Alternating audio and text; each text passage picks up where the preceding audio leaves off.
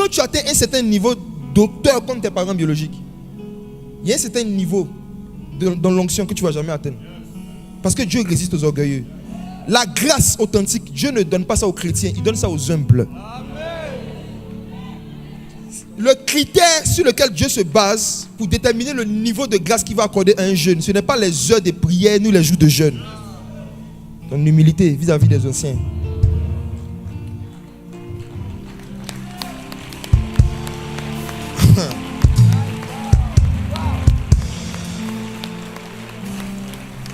C'est quoi la soumission?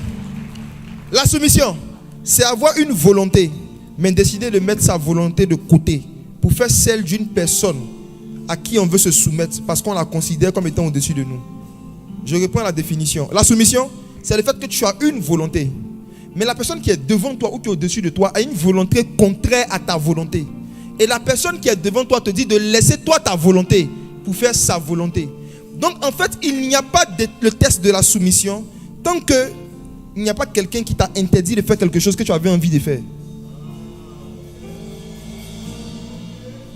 Si tu n'as pas dans ta vie quelqu'un qui t'interdit de faire des choses que tu as envie de faire et même que tu penses avoir reçu de Dieu, tu es en danger.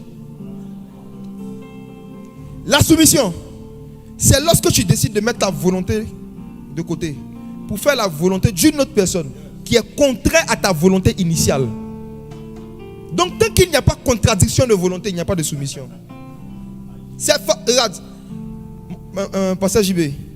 Si je te dis, vraiment, tu as fait quelque chose qui ne m'a pas plu, je veux te punir. Voilà, et pour te punir, j'aimerais vraiment que tu sortes de la salle et que tu ailles prendre $1 million dans ma voiture. Est-ce que tu vas te soumettre à une telle punition? Je réponds à la punition, je réponds. Je te dis, tu as fait quelque chose que je n'ai pas aimé. Pour te punir, j'aimerais que tu sortes de la salle et que tu ailles prendre $1 million à la voiture. Je vais me soumettre en courant. Très bien. Pourquoi? Oh.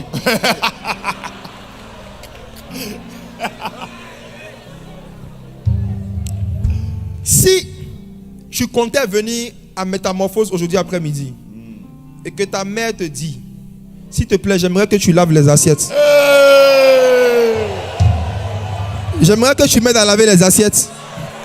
J'aimerais que tu fasses le ménage. Or, toi, tu comptais venir à Métamorphose aujourd'hui après-midi. Si tu décides de lui dire, maman, ne sais-tu pas que je dois faire les affaires de mon père? Je ne peux pas laver les assiettes. Au retour, tu vas venir ici, tu vas faire le culte. Même si tu vas et que tu laves vraiment les assiettes au retour, tu as commis une insoumission, tu as commis un péché. Parce que tu as mis ta volonté avant la volonté de la personne qui est devant toi.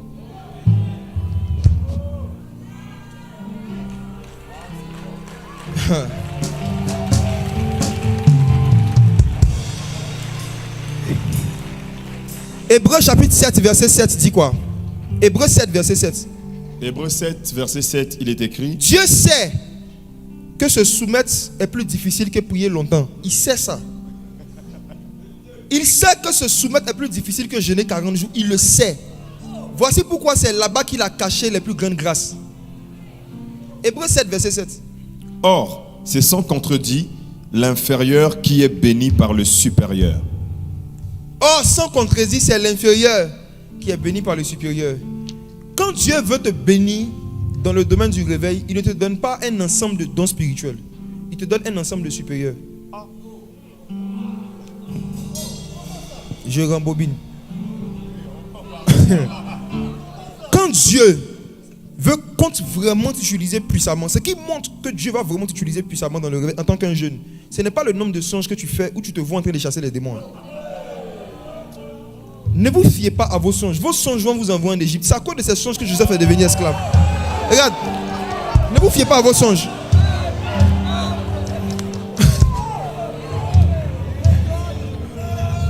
Vos songes vont vous donner une mauvaise lecture des choses que Dieu veut que vous fassiez actuellement. Sans contredire, c'est l'inférieur qui est béni par le supérieur. Donc si Dieu veut bénir quelqu'un, la première chose qu'il doit lui donner, c'est un supérieur. Si tu n'as pas de supérieur, tu seras béni comment? Jésus était Dieu dans le ciel. Il est venu sur la terre pour verser son sang pour toi et pour moi, pour nous sauver. Mais il ne pouvait pas faire ça s'il n'avait pas de supérieur. C'est pourquoi il s'est soumis à Joseph et Marie. C'est un principe spirituel.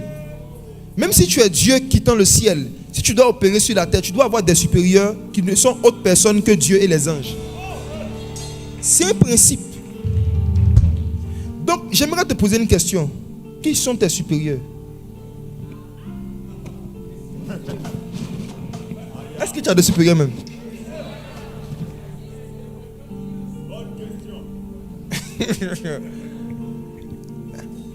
Mes frères, un jeune qui n'a pas d'autorité sur sa vie n'aura pas d'autorité dans la vie. Il y a beaucoup de jeunes influenceurs que vous voyez qui sont en conflit avec leurs parents, qui sont rebelles à leurs parents, qui insultent leurs parents, qui méprisent leurs parents, mais qui sont suivis par des milliers de jeunes. C'est qu'ils ont, ce ne sont pas des autorités, ils sont autoritaires. Il y a une différence entre être une autorité et être autoritaire. Être autoritaire, c'est avoir une influence démoniaque sur les gens, basée sur tes excès de colère et ta capacité à séduire et à mentir aux gens, à manipuler les gens. Être autoritaire, c'est pousser les gens à te suivre en utilisant le faux, la violence, en utilisant des défauts. Mais avoir l'autorité, c'est pousser les gens à faire ce que tu dis, sans violence, sans forcer, sans crier. Les autorités n'écrivent pas pour que leurs ordres soient exécutés. Si tu sors d'ici aujourd'hui et que tu es à bord d'un véhicule, si tu es dans un taxi par exemple, et qu'un inconnu, grand détail, musclé, habillé en débardeur avec un jean, à 21h, il demande au taximètre de s'arrêter, il lui fait signe. Est-ce que le taximètre va s'arrêter? Mais si une petite fille qui fait 1m50 mais habillée en tenue de policière lève la main, est-ce que le taximètre ne va pas s'arrêter?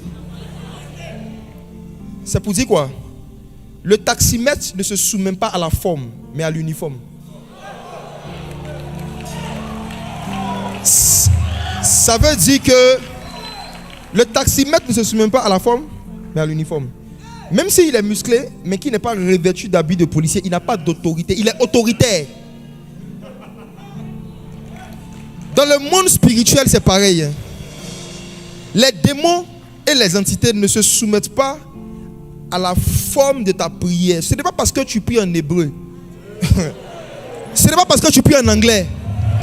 Ce n'est pas parce que tu pries en criant. La forme de ta prière, ce n'est pas ça l'autorité. Ce n'est pas parce que tu pries en criant que les esprits vont se soumettre à toi. Mais quand tu pries, les démons ne regardent pas la forme de ta prière, ils regardent ton uniforme. Tu es revêtu de quoi? C'est pourquoi Jésus est sorti revêtu de la puissance du Saint-Esprit. C'est ce dont tu es revêtu qui va déterminer si les démons te seront soumis. Les démons ne peuvent pas se soumettre à quelqu'un qui est soumis. Ils ne peuvent pas se soumettre à des gens qui leur ressemblent. Pardon. Ils ne peuvent pas se soumettre à des gens qui leur ressemblent.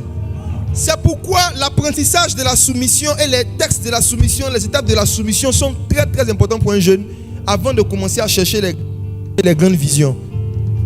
Parce que dans le monde spirituel, c'est un rapport de supérieur à inférieur. Ce n'est pas une affaire d'écrit. Voici. Dans Matthieu 8, versets 8 à 9, une histoire que vous connaissez. Un centenier qui demande la guérison à Jésus, n'est-ce pas? Regardez, quand il demande la guérison à Jésus pour son serviteur, Jésus dit, j'irai, je le guérirai. Il a dit quoi? Non, tu n'as pas besoin.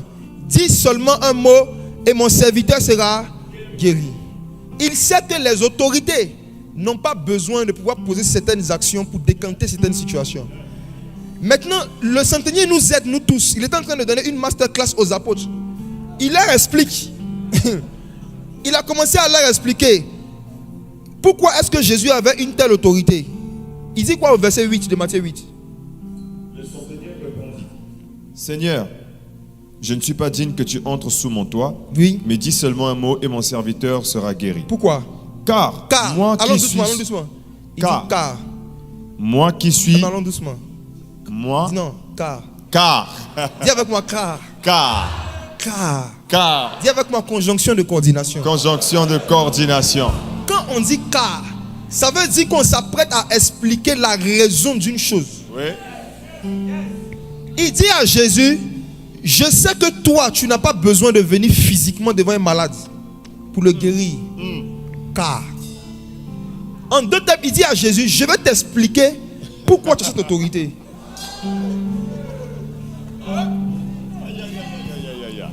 Il dit, tes disciples te suivent et ils te voient juste comme l'agneau de Dieu.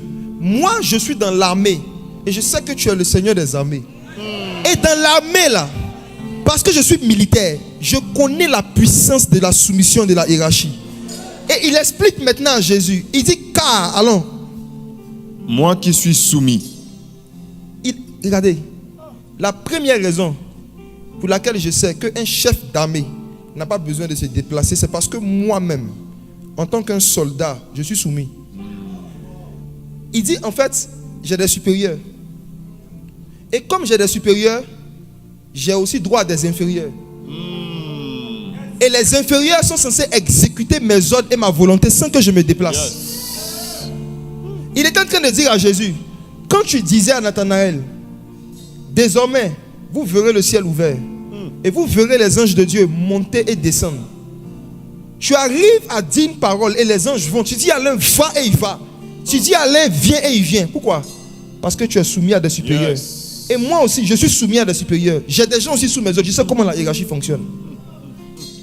Je sais qu'un homme soumis est un homme qui fait le minimum d'efforts pour avoir le maximum de résultats. Tu n'as pas besoin de te déplacer parce que tu es soumis à Joseph et Marie. Moi aussi, je n'ai pas besoin de me déplacer car je suis soumis à des supérieurs. Le niveau d'autorité que quelqu'un a dans l'armée dépend de son niveau de soumission à des supérieurs.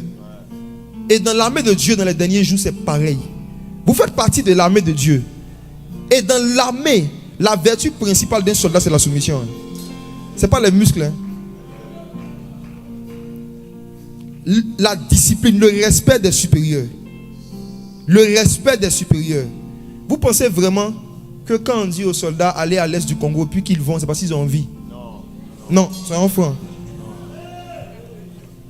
Si toi tu étais militaire, tu allais avoir envie d'aller sur un endroit où on lance des balles et des obus. Tu as envie? Celui qui dit je suis soldat de Christ est en train de dire je ne vais plus obéir à mes envies, je vais faire ce que les supérieurs me disent de faire. La particularité d'un soldat, c'est quelqu'un qui a renoncé au fait de faire sa volonté. Il cherche régulièrement à connaître la volonté de ses supérieurs. Et quand il fait la volonté de ses supérieurs, il acquiert une autorité. Pourquoi? Je termine avec cette phrase par rapport à ce point. En fait, dans le monde spirituel, on n'acquiert pas l'autorité par le jeûne. On acquiert l'autorité en respectant des règles fixées par une autorité. Je reprends. Dans le monde spirituel, dans le domaine du réveil spirituel, on n'acquiert pas l'autorité spirituelle par les jeûnes et les prières. On acquiert l'autorité spirituelle en se soumettant à des règles fixées par une autorité. Pourquoi? Parce que l'autorité dans le monde spirituel, ce n'est pas un salaire, c'est un héritage. L'autorité n'est pas un salaire. Un salaire se mérite par un ensemble d'œuvres que tu fais pour acquérir le salaire. Mais un héritage ne s'obtient pas par des œuvres. Ça s'obtient par une relation de filiation. L'héritage est quelque chose qu'on te donne sans que tu aies fait quelque chose, mais parce que tu es quelque chose. Le salaire est basé sur ce que tu fais. L'héritage est basé sur ce que tu es. Le salaire est basé sur tes activités, mais l'héritage est basé sur ta soumission à l'autorité qu'on appelle papa.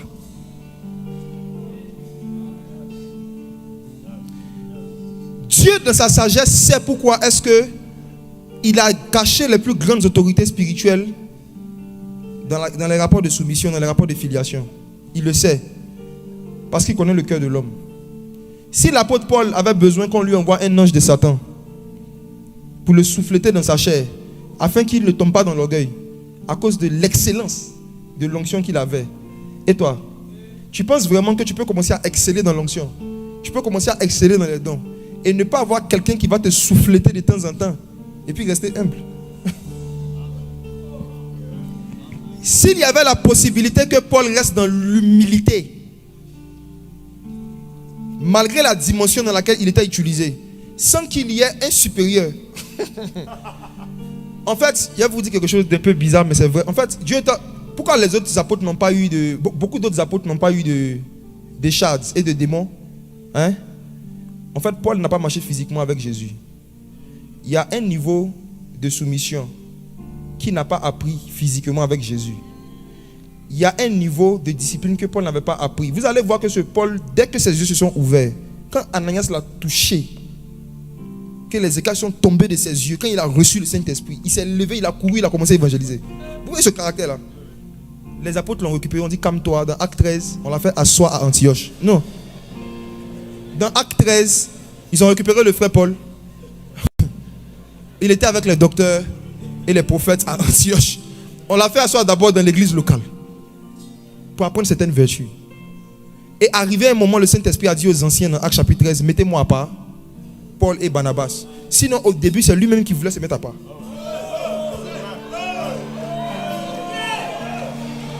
Il voulait se mettre à part. Vous allez voir que ce Paul nous dit dans Galates qu'il a fait 14 ans de ministère et 14 ans après qu'il est venu vers ceux qui étaient les anciens. Pour exposer son évangile, pour voir s'il n'a pas couru en vain. Pourquoi il n'a pas commencé par ça? Pourquoi Paul est parti faire son ministère pendant 14 ans? Et c'est après 14 ans maintenant qu'il se soucie de est-ce que ce que je prêche est vrai?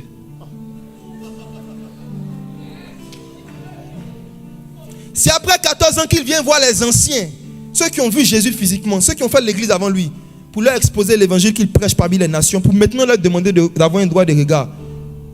Ça veut dire que c'est après 14 ans de ministère que Paul a compris l'importance de se soumettre aux anciens et de collaborer avec les anciens dans l'œuvre de Dieu. Il n'a pas eu la grâce d'avoir quelqu'un qui était en train de lui dire ce que je suis en train de vous dire. Donc il y a beaucoup d'erreurs qu'il a fait. Et parmi les erreurs qu'il a faites, si vous lisez Galates 2, quelque chose m'a intrigué. Il peut afficher le verset. Il a dit, les apôtres l'ont encouragé, mais ils lui ont juste recommandé de se souvenir des pauvres. Prenons le verset.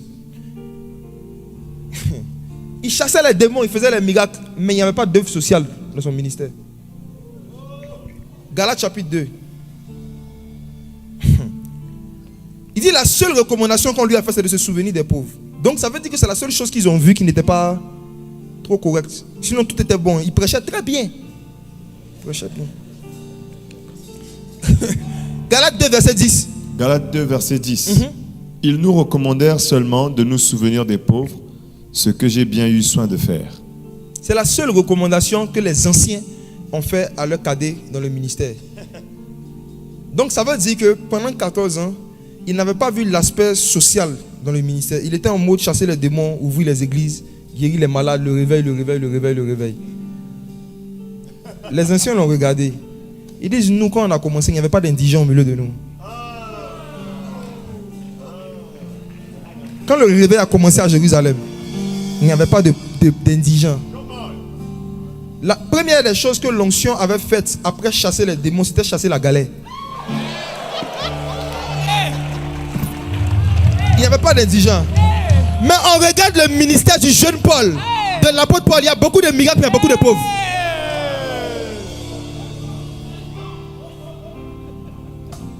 Les apôtres disent, petit Paul, souviens-toi des pauvres. N'oublie pas que dans Luc 4, verset 18, quand ton Jésus a commencé son ministère et qu'il a donné la liste des choses que l'onction doit faire, la première chose qu'il a citée, l'Esprit du Seigneur est sur moi, car il m'a oint pour annoncer une bonne nouvelle aux pauvres. Toi, tu as oublié les pauvres pendant 14 ans. Pourquoi? Parce que tu n'es pas d'abord allé voir les anciens avant de commencer. Les anciens de Jérusalem. Jeunes gens, ce n'est pas parce que Dieu vous a donné un appel que vous devez commencer à le servir. Ce que vous devez chercher, la question que vous devez vous poser, peu importe les dons qui bougent à l'intérieur de vos corps, peu importe les songes que vous faites, est-ce que j'ai des supérieurs? À qui je suis soumis? Qui peut m'interdire de faire quelque chose? Et je ne vais pas faire parce qu'il m'a dit de ne pas faire. Jésus a expliqué c'est quoi la soumission à Gethsémane dans Luc chapitre 22, verset 40 à 43. En disant là-bas, si c'est possible que cette coupe s'éloigne de moi. Toutefois, pas ma volonté, mais la tienne. Il y a eu un moment même dans la vie de Jésus où il avait une volonté contraire à celle du Père. Il y a eu un moment dans la vie de Jésus-Christ où sa volonté c'était de ne pas aller à la croix. Mais la volonté du Père c'était qu'il aille à la croix.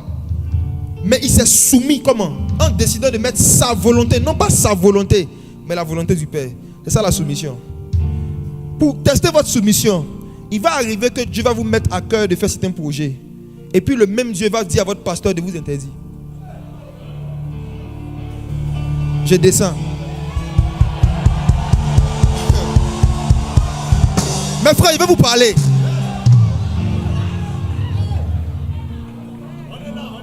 Le Saint-Esprit ne peut pas former la soumission en vous s'il ne vous a jamais mis dans des situations où il y a une contradiction entre votre volonté et la volonté du Père de la maison. Pour que vous puissiez développer la soumission, il faut que Dieu vous mette dans des situations où vous avez envie de faire quelque chose qui n'est pas mauvais, qui est bon, mais que quelqu'un vous dise non.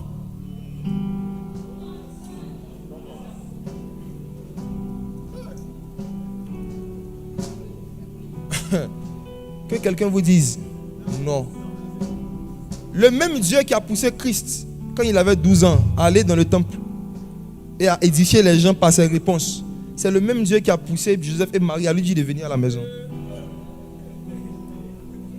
Maintenant Jésus dit, ne savez-vous pas que je dois faire les affaires de mon Père? Mais il a été soumis. Ça veut dire qu'il a décidé de mettre cette volonté de côté. Il est parti à la maison. Est-ce que ça t'est déjà arrivé d'avoir l'impression que le Saint-Esprit te pousse à faire quelque chose? Tu parles de ça à ton supérieur, il te dit c'est pas le moment. Ou même il te dit non. Comment tu réagis? Comment tu réagis? Ici on combat les jeunes. On étouffe les grâces. Les vieux veulent nous empêcher de servir Dieu.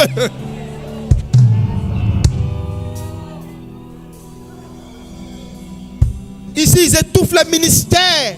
Les jeunes prophètes, j'arrive tout à l'heure. J'arrive.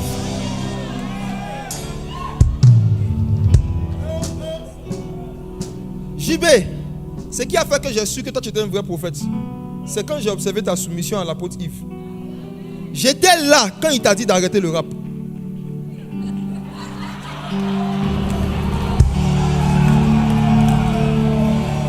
J'étais là quand il t'a conseillé de faire plutôt la chanson. J'étais là. Je l'ai déjà entendu et je te regardais.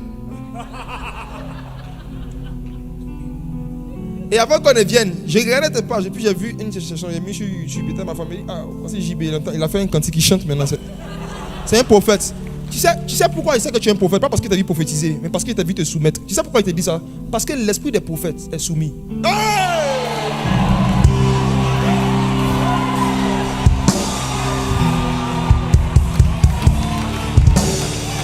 L'esprit des prophètes est soumis. On ne reconnaît pas l'esprit des prophètes en fonction du niveau de précision, en fonction du niveau de soumission.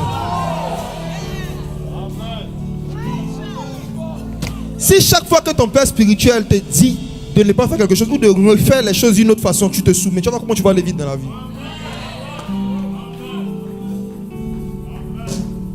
Jésus a dit, le Fils ne fait rien de lui-même. Il ne fait que ce qu'il va faire au Père. En d'autres termes, être fils, ce n'est pas forcément prendre la photo d'un pasteur pour mettre en fond d'écran. Être fils. Hein?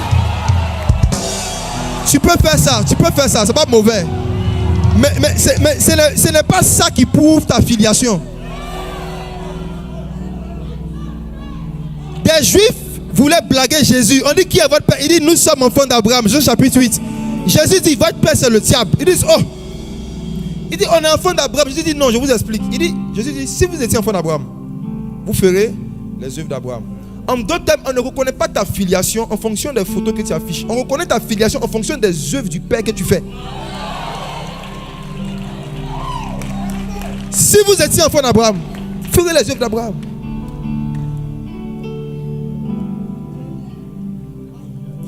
Samuel chapitre 2 verset 24 à 25. 1 Samuel 2 verset 24 à 25. 1 Samuel 2. Il y a beaucoup de jeunes à cause des réseaux sociaux aujourd'hui qui sont sous des malédictions. Parce que les réseaux sociaux donnent la parole à tout le monde et tout le monde se sent habilité à commenter les erreurs de tout le monde. Tout le monde se sent habilité à commenter ses opinions sur tout le monde. Mais regardez 1 Samuel chapitre 2. Ceux qui sont devant toi, fais attention à ce que tu dis d'eux. Dieu dit, je mets devant toi la malédiction. 1 Samuel chapitre 2. Non, mes enfants. Verset 24, oui. Ce que j'entends dire n'est pas bon. Vous faites pécher le peuple de l'Éternel. Verset 25. Si un homme pêche contre un autre homme, Dieu le jugera. Mais s'il pêche contre l'Éternel, qui intercédera pour lui? Et ils n'écoutèrent point la voix de leur père. Pourquoi? Car l'Éternel voulait les faire mourir. Dis avec moi car. Car. Conjonction de coordination. Pourquoi ils n'écoutaient pas la voix de leur père? L'Éternel voulait les faire mourir. Écoutez-moi. L'une des façons de reconnaître les jeunes que Dieu est en train de faire mourir, c'est les jeunes qui n'écoutent pas leur père.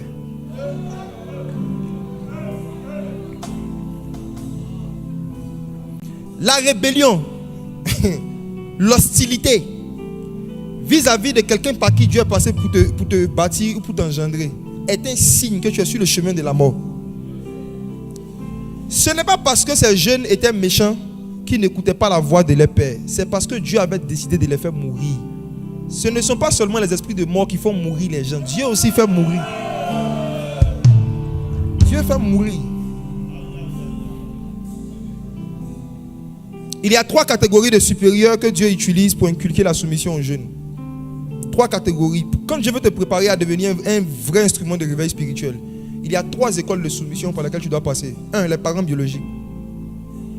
Numéro 1, première école. Et c'est l'école dans laquelle la majorité d'entre nous, même moi qui suis devant vous, avant que je rencontre Jésus, j'avais échoué. Notre génération là, les années 90, 80 jusqu'à 2000 là. 2000 on n'en parle pas. Les enfants des années 2000, patates. Si ce n'est pas la grâce et la miséricorde de Dieu. L'apôtre Paul avait déjà prophétisé dans 2 Timothée 3, versets 1 et 2, ce que nous nous apprêtons à lire par rapport à la jeunesse dans les derniers jours. 2 Timothée 3, versets 1 à 2. Première école de soumission à laquelle Dieu te prépare à devenir un instrument de réveil. L'école des parents biologiques. 2 Timothée 3, versets 1 à 2. 2 Timothée 3, versets 1 à 2. Sache que dans les derniers jours, oui, il y aura des temps difficiles. Qu'est-ce qui va rendre les temps difficiles? Car. Dis avec moi car. Car. Car. Car. Car. Car. Conjonction. De coordination. Ce qui rend la vie difficile, ce n'est pas la présence des démons. Ce n'est pas le président qui est au pouvoir. Ce qui rend la vie difficile, c'est car. Dis avec moi car. Car. Ce que nous nous apprêtons à lire ici, c'est ça qui rend la vie difficile. Aïe, aïe, aïe. Il dit, dans les derniers jours, les temps seront difficiles. Il n'a pas dit car il y aura des mauvais présidents au pouvoir. Arrêtez vos histoires. Si toi-même on te met au pouvoir, est-ce que le pays sera mieux?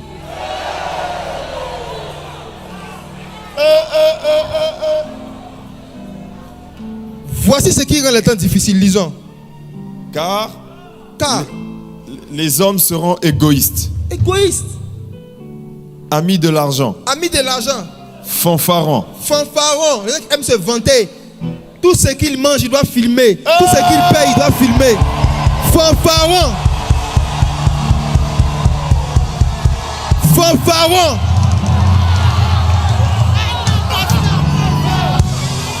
Tout ce qu'il a, il doit tout filmer, il doit tout poster, tout poster, tout poster. Ça c'est grave. Tout poster, fanfaron.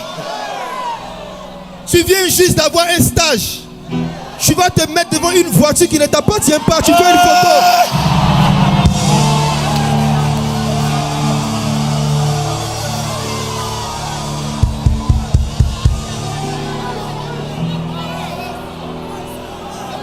Tu as fait un songe. Pour la première fois, tu as fait un son ici d'enlèvement. Ton premier son ici d'enlèvement. Tu fais une vidéo. Les amis, connectez-vous. Connectez-vous. J'ai vu l'enlèvement de l'église. J'ai vu l'enlèvement de l'église. Fanfaron.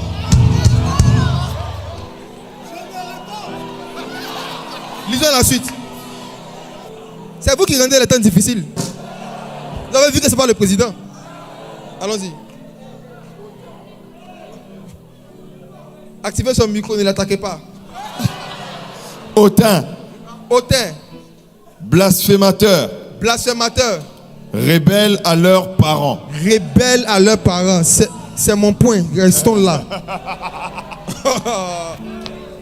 L'apôtre Paul n'était pas prophète Paul. Il était apôtre. Mais dans les derniers jours, le prophétique n'est pas réservé aux prophètes. Dans Joël 2, 28, le Seigneur n'a pas dit dans les derniers jours, je répandrai mon esprit sur tout prophète. Il dit sur toute chair. Une fois que tu as une chair, même si tu n'as pas l'appel prophétique, ta chair te rend éligible au prophétique. Et comme l'apôtre Paul avait une chair, il prophétisait. Et il a dit dans les derniers jours, l'une des choses qui va rendre les temps difficiles, c'est la rébellion des jeunes vis-à-vis de leurs parents. C'est ça qui va rendre les temps difficiles. C'est ça qui va rendre les temps difficiles.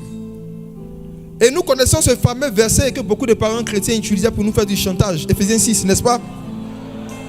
Enfants. Enfants.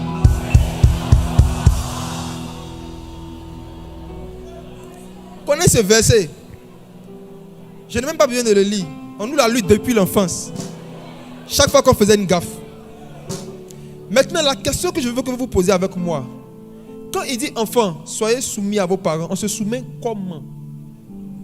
De façon pratique et concrète. Comment savoir si je suis rebelle à mes parents ou soumis à mes parents en tant qu'un jeune chrétien? C'est quoi le test de ma soumission ou de ma rébellion vis-à-vis de mes parents? Lévitique 19, verset 3. Lévitique 19, verset 3. Lévitique 19, verset 3. J'aimerais qu'on lise ce verset dans deux versions. Louis II et la King James. Je ne sais pas si les gens de la com peuvent afficher la King James. Mais allons-y, lis d'abord dans Louis II. Chacun de vous respectera sa mère et son père. Oui. Et observera mes sabbats. Vous voyez la traduction en français ici, le mot respectera. Cette traduction n'est pas exacte. Si vous prenez la King James, la Bible qui est la plus couramment utilisée par les anglophones, on dit quoi? Fear. En fait, dans l'hébreu et dans l'anglais, ce que Dieu a dit clairement, c'est chacun de vous craindra son père et sa mère. Si vous avez un dictionnaire biblique comme un Bible Strong, vérifiez ce que je dis. C'est pas respecter, hein. Craindre. C'est le même mot qui est utilisé pour parler de la crainte de l'Éternel. Ce que j'ai découvert en tant que jeune chrétien qui m'a aidé à travers ce verset et qui a fait que j'ai reparamétré mes rapports avec mes parents biologiques, c'est que Dieu n'est pas la seule personne qu'on doit craindre pour rester loin. En fait, Dieu a décidé souverainement de nous pousser à manifester notre crainte envers lui, pas une crainte envers les parents. C'est peut-être cette sagesse ancienne qui a poussé certains Africains à inventer le dicton selon lequel les parents sont les dieux sur terre. Ce n'est pas dans la Bible, mais c'est comme si c'est une vérité, une sagesse qui était dans l'Antiquité, que les gens d'avant avaient une certaine valeur, une façon de voir les parents. Et c'est comme si dans notre génération ça a été perdu en fait. Et les parents sont devenus des copains, des camarades. Tu entends même certaines jeunes dire non, ma mère c'est ma meilleure amie. Tu es en danger. Oh. Dieu n'a jamais voulu que des enfants soient les meilleurs amis de leurs parents. Même Dieu lui-même, pour pouvoir aider ses créatures à le craindre à un certain niveau, il a mis le Fils entre nous et lui. Il y a un niveau de distance que Dieu lui-même il a mis entre lui et ses créatures pour nous aider à le craindre. Parce qu'il y a un niveau de proximité. Il y a un niveau de proximité. Lorsqu'on entretient ça à long terme, ça tue le respect du sacré. Est-ce que tu crains ton père et ta mère? Comment ça se manifeste concrètement, la crainte des parents? Vous connaissez la crainte de Dieu, mais est-ce que vous connaissez la crainte des parents? Voici mes frères et sœurs, 4 mentalités qui montrent que Satan a rempli le cœur d'un jeune de rébellion contre ses parents. 4 signes pour se tester. Chacun va se checker quoi. Chacun va se tester, hein. Voilà. 1. Quand un jeune maudit son parent dans son cœur. Proverbe 30, verset 11. Il peut t'arriver qu'un de tes parents te fasse quelque chose qui te blesse tellement que tu le maudis dans ton cœur. Quand j'étais parrain, ça m'est arrivé pas une fois, pas 10 fois. Tous les points que je vous donne, j'étais dans tout. C'est la grâce de Dieu et la miséricorde de Dieu qui m'a ramassé. Avant de me convertir au Saint-Esprit, j'étais dans tout ça dans mon cœur. J'étais calme. Et il peut y avoir des gens trop calmes. Proverbe 30, verset 11. Il est une race qui maudit son père. Voici ça. Et qui ne bénit point sa mère. Dieu dit il y a une race, une génération de jeunes qui maudit son père, qui ne bénit pas sa mère. Il y a 2 façons de maudire les parents selon Dieu. Soit en les maudissant, soit en ne les bénissant pas.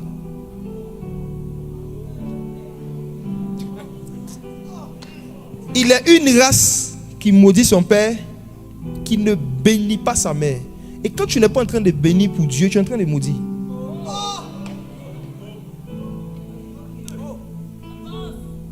Dieu parle d'une race, une génération qui a existé apparemment au temps de Salomon. Mais à l'époque, il n'était pas nombreux comme aujourd'hui. Mais c'était une race. C'est-à-dire que cette race maudit son père, puis ne bénit pas sa mère. Proverbe 20, verset 20. Je vais expliquer maudit, c'est quoi. Parce que certains ont commencé déjà à se dédouaner. Moi, je n'ai jamais fait ça. Sois calme. À tout à l'heure. Proverbe 20, verset 20. Proverbe 20, verset 20. Oui. Si quelqu'un maudit son père et sa mère, sa lampe s'éteindra au milieu des ténèbres. La raison pour laquelle beaucoup de jeunes qui étaient brillants à l'école dans notre génération, leur intelligence est éteinte subitement arrivé un moment. C'est à cause de ça. La raison pour laquelle des jeunes qui étaient talentueux, même dans le ministère, des jeunes qui avaient commencé à être utilisés par Dieu, à un moment, leur lampe s'éteint. Paf! Parfois, c'est parce qu'ils ont maudit un père ou une mère. C'est subtil, hein? C'est quoi maudit? Maudit, c'est souhaiter que du mal. C'est souhaiter que du mal arrive à un de tes parents parce qu'il t'a fait du mal. Tu l'as maudit. Si par exemple ton père a abandonné ta mère, tu as eu mal, mais tu as appris qu'il est en train de faire des affaires. Quand tu souhaites que ces affaires ne marchent pas, tu le maudis.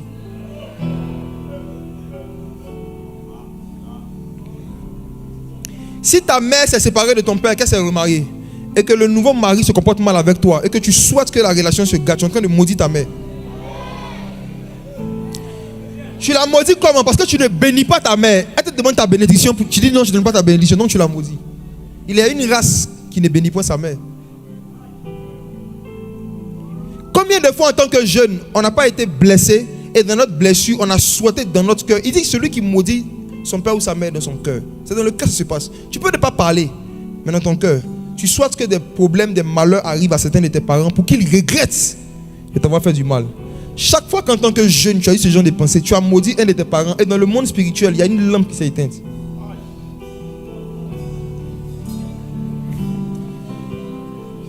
Qui n'a jamais fait ça? Vous voyez que ça il dit calmez-vous. Chaque fois qu'on prêche un message et que tu ne te sens pas concerné, c'est que c'est de toi qu'on parle.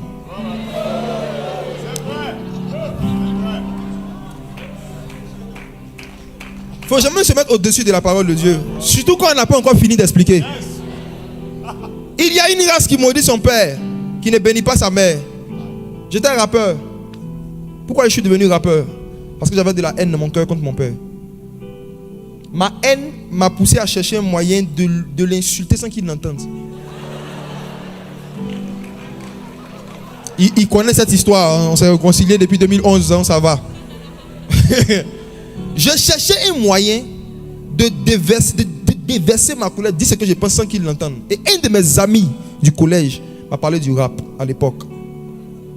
Ils m'ont dit il y a quelque chose qu'on appelle le freestyle. Dans le freestyle, tu dis tout ce que tu veux.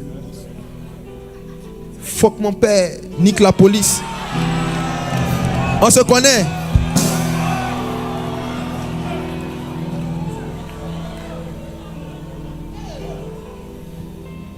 Vous allez voir que 95% des rappeurs célèbres, surtout dans le milieu du rap français, ont eu des rapports conflictuels avec leurs parents.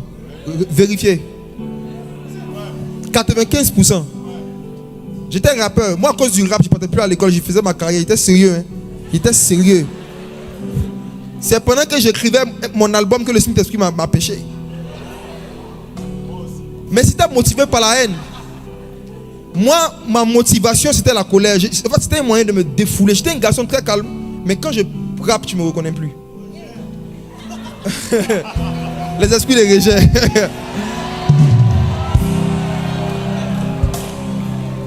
Et ce qui est arrivé, les amis, c'est que un jour, j'écrivais, malheureusement pour moi, à l'époque, on n'avait pas les smartphones. J'écrivais mes textes sur des papiers. Et je mettais les papiers dans des cartons. Et c'était un carton que je gardais précieusement, vu les phrases qui étaient dedans.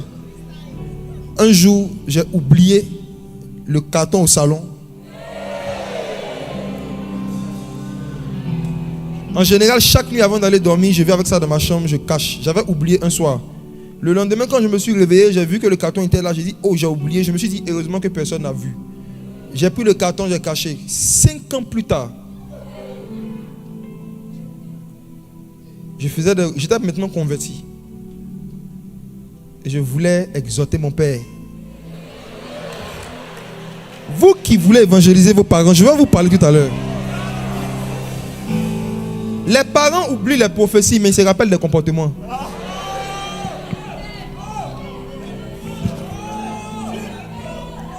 Je suis venu, je voulais tester ma conversion sur lui. Il a commencé à l'évangéliser. Papa, vraiment, l'évangile, le salut. Il dit, j'arrive. Il est rentré quelque part, il a fait sortir une feuille. J'avais même oublié cette feuille, cette histoire. Il me donne, il dit, ça, tiens, c'est qui a écrit ça. Je regarde et puis il dit, c'était mon vieil homme. C'est le vieil homme, c'est pas moi. Il a été crucifié avec Christ. Je regarde ce que moi j'avais écrit à l'époque. Je dis, waouh, insultant, impoli, méchant. Je disais dedans même que c'était sa mort. Oui. Oh, il avait lu, il ne savait pas. Mais il n'avait pas changé d'attitude envers moi pendant toutes ces années. Donc je pensais qu'il n'avait jamais vu mes choses. Il m'a dit qui a écrit ça. J'ai dit c'est moi, j'étais païen. Je suis une nouvelle créature.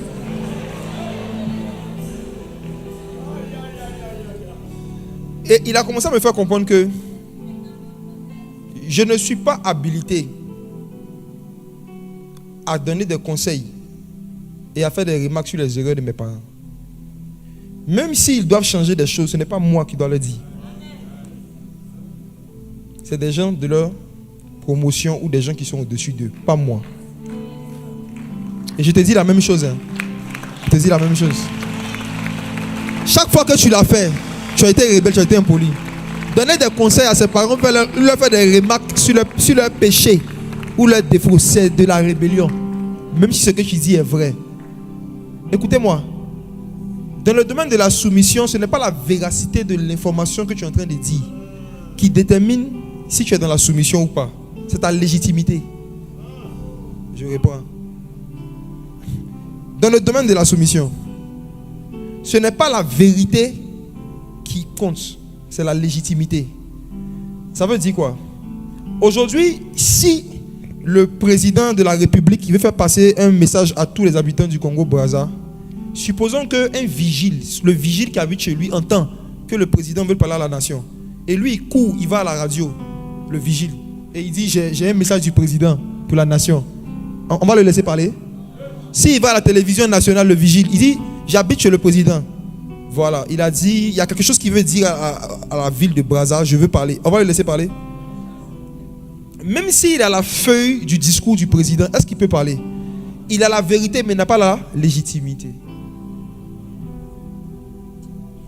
Satan est venu vers Jésus après 40 jours de jeûne.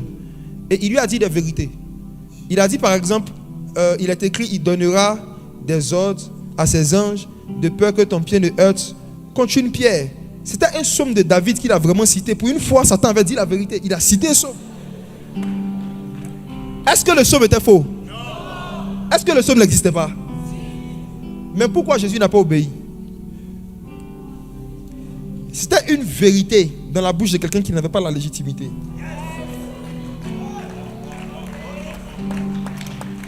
C'est pourquoi Jésus a dit, l'homme ne se nourrira pas de pain seulement, mais de toute parole qui sort de la bouche de Dieu. Attention, il n'a pas dit de toute parole de Dieu. Il dit bouche. Ça veut dire que il ne suffit pas que ce soit la parole de Dieu. Ça vient de la bouche de qui? La bouche est plus importante même que l'information.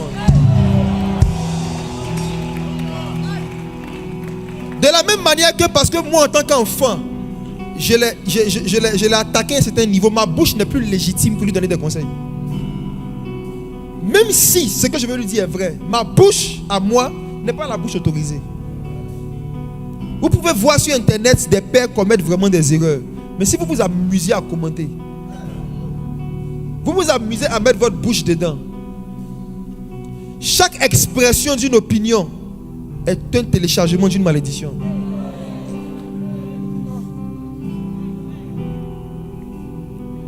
L'homme ne se nourrira pas de pain seulement, mais de toute parole qui sort de la bouche de Dieu. En d'autres termes, ce n'est pas parce que c'est la parole de Dieu seulement qu'on va obéir. Qui parle? Qui parle? Satan dit des choses vraies. Satan dit des choses vraies. Mais comme ça vient de Satan, on n'obéit pas. Il a dit, à Jésus, il a mis au sommet d'une montagne, il dit saute. Il donnera des ordres à ses anges, de peur que ton pied ne heurte contre une pierre. Si Jésus avait sauté, il serait mort. Pas parce que le verset est faux, mais parce que celui qui a cité le verset est faux. Donc une vérité dans la bouche d'un menteur est un mensonge. Donc toi, tu as accompli quoi dans la vie? Tu t'es marié combien de fois? Tu as eu combien d'enfants? Pour que tu dises à tes parents comment ils doivent gérer leur foyer. Tu as eu combien de foyers dans ta vie? Vous partez télécharger des conseils sur internet, sur ChatGPT, dans des livres. Et vous venez, vous en tant que jeune, vous érigez des gens qui sont devant vous.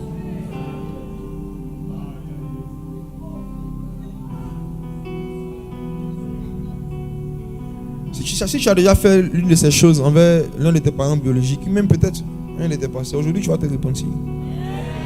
Pour que Dieu te donne une onction authentique. Une grâce authentique. Dieu fait grâce aux humbles. Dieu ne fait pas grâce aux parfaits. Il fait grâce aux humbles. Et l'une des manifestations de l'humilité, c'est de reconnaître que je me suis mal comporté, je vais changer. Quand tu fais ça, Dieu te fait une grâce. Yes. Alléluia. Deuxième mentalité qui prouve qu'il y a la présence d'une rébellion, c'est de ça que j'ai parlé en même temps. Comme je dis, c'est quand un jeune pense qu'il a le droit de dire à ses parents tout ce qu'il pense. Mais ça va plus loin. Souvent, vous savez, ce qui fait qu'on se sent légitime pour corriger nos parents, c'est notre conversion et leur inconversion. Vous les jeunes qui avez des parents inconvertis, vous êtes en danger. Parce que la tentation de la rébellion sera plus forte avec vous. Vous allez vous sentir plus spirituel. Et votre spiritualité va faire que vous allez vous sentir plus sage. Et donc plus habilité à dire tout ce que vous pensez, surtout quand vous voyez ça en songe. J'ai connu un jeune que j'avais évangélisé. Il habitait chez sa grande sœur. Sa grande sœur était la maîtresse d'un homme marié. Donc l'homme marié venait de temps en temps dormir là-bas. C'est lui qui payait la maison. Vous les connaissez comment il fonctionne. Voilà. Il prend une maison, il paye le loyer, il paye tout. Et puis de temps en temps, quand il en parle avec sa femme, il vient là-bas et tout. Ou bien il va en mission et puis il reste là-bas pendant 1 semaine, 2 semaines. Et donc le jeune s'est converti. Et maintenant, connaissant Christ, il était dérangé par la vie que menait sa grande soeur, qui était comme une maman pour lui parce que leur mère était décédée. Donc en fait, sa grande soeur était comme sa maman. Il y a des familles comme ça, n'est-ce pas? Les parents meurent, la grande soeur travaille, elle s'occupe de tout le monde. C'était ça. Il se lève un jour, pendant que sa grande soeur est en train de faire son love avec son chéri dans la maison, dans leur chambre, lui il vient taper. Répentez-vous. Hey! Répentez-vous. Jésus revient. Sortez du péché. Hein? Quand ils sont sortis de la chambre, ils l'ont fait sortir de la maison. Finalement, c'est lui qui est sorti. Il est sorti de la maison. Maintenant, à l'époque, il m'appelle, il me dit qu'il est persécuté. Qu'on l'a chassé de la maison à cause de l'évangile. Donc moi aussi je vais pour écouter le petit. Quand il m'explique l'histoire, maintenant je lui fais comprendre que non, en fait, il y a une vertu que tu n'as pas. Là, je vais souffrir la douleur de l'enfantement jusqu'à ce que Christ soit formé en toi. Je dis, en fait, tu n'es pas persécuté, tu es rééduqué.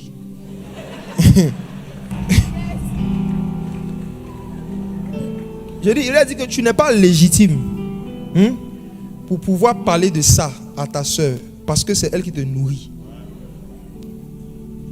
La bouche qu'on remplit ne peut pas corriger celui qui le remplit. Tu vois, non? Donc, je lui ai dit que tu sais, j'ai pris le cas de Jésus et je vous parle en même temps, mes frères et sœurs. Jésus était sur la terre pendant 30 ans. Moi, je vous pose une question. N'est-ce pas que la Bible dit que chaque sabbat, il partait au temple? N'est-ce pas? N'est-ce pas que chaque sabbat, Jésus partait au temple? Et n'est-ce pas que dans ce temple-là, chaque sabbat, il y avait des voleurs et des vendeurs du temple, des marchands du temple? Pourquoi Jésus ne les avait pas chassés à 20 ans? Pourquoi il ne les a pas chassés à 12 ans? Pourquoi il ne les a pas chassés à 17 ans?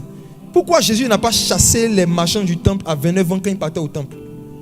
Il venait au temple, il les voyait en train de faire ce qui n'est pas bon, mais il n'avait pas encore la légitimité. Donc il se taisait, il fait son culte, il rentre à la maison. Alléluia. Dis avec moi légitimité. Certains jeunes se sont créés des problèmes parce qu'ils ont dit certaines vérités avant le temps à des supérieurs. Pourtant même Jésus n'a pas prêché la repentance pendant 30 ans. Ça ne veut pas dire qu'il était dans la compromission. Il attendait juste d'avoir une position légitime pour dire certaines vérités. C'est quand il a été oint du Saint-Esprit, revêtu de puissance, quand on a commencé à l'appeler Rabbi, quand on lui a reconnu le titre de Rabbi, c'est là qu'il a pris le fouet. Parce que là maintenant, c'est plus Jésus le charpentier qui chasse, c'est Rabbi qui chasse. Repentez-vous après cette conférence. Allez demander pardon à certains de vos grandes soeurs, certains de vos parents, de leur avoir fait des reproches. Même si ce que vous avez dit était vrai, vous n'étiez pas légitime à cause de votre âge. Si vous vous humiliez, la Bible dit que parce que Christ s'est abaissé lui-même, Dieu l'a souverainement élevé. Parce qu'il s'est humilié lui-même, Dieu lui a donné un nom. Dieu lui a donné un nom qui est au-dessus de tout nom.